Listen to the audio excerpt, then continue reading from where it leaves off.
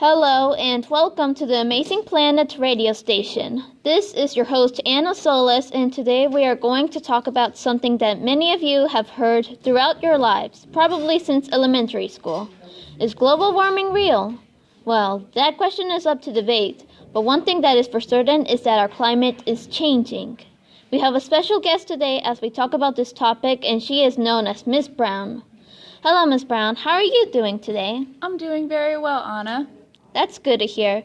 Can you tell us a little bit about yourself?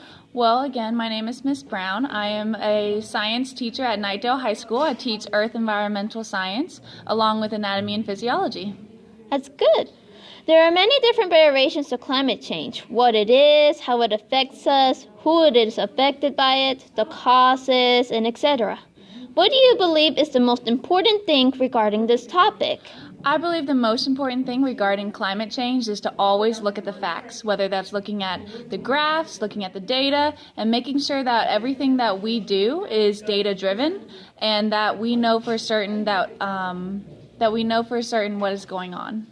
Very interesting indeed. Climate change has always happened throughout time, but has recently been changing at a faster rate due to human activity, from electricity power plants all the way to transportation. What do you think is the biggest source of fossil fuels emitted into the atmosphere?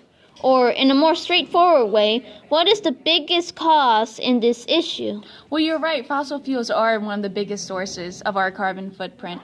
So when it comes to the fossil fuels, it emits something called greenhouse gases, and that includes carbon dioxide, nitrous oxide, and all sorts of other different gases. Now, these gases, I think, are the biggest problem in this is that we don't realize how much we are emitting every day, whether that's driving a car instead of carpooling, or or how much we're producing in our industries, like the way we produce our food, all sorts of different things. That source is a good point to think about, and that is only one cause out of many others. The question is, who or what do you think it affects the most? I think that climate change affects all of us equally. So even though there are some countries like China, for instance, that have a higher carbon footprint than others because it has a higher population, it still is affecting other countries that are lower, like Singapore or Thailand or even the United States. When there is a problem, there is always a solution. What do you think are good solutions to the climate change dilemma? Well, we always tell our earth science students to think about the philosophy reduce, reuse, and recycle. So first off, we need to reduce how much we're using, how much carbon we are emitting into the atmosphere. The next thing we should do is to reuse old materials instead of just buying whatever is the newest trend.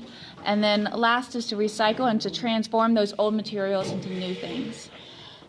Thank you, Ms. Brown. It was a pleasure to have you as our guest in today's radio interview. There you have it, folks. When there's a need, there's a way. Climate change can be a big problem, but we can't fix it alone. We need to spread the word and get more people to help us fix this problem in our world and society.